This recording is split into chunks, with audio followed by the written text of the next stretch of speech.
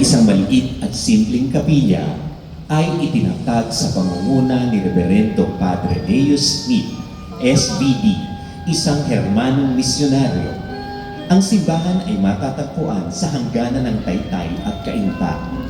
Ang mga komunidad na nasa sakupan ng kanilang parokya ay ang mga sumusunod: Johnsonville Subdivision, Simona Subdivision, Richmond Executive Village, Suburban Heights Subdivision, Accessoria Homes, Shelito Homes 2, Grand Monaco Heights at Palmera Hills 1. Araw-araw, nagdaraos ng banal na misa sa ganap na ika-6 ng gabi, habang tuwing linggo ay may 4 na misa sa simbahan.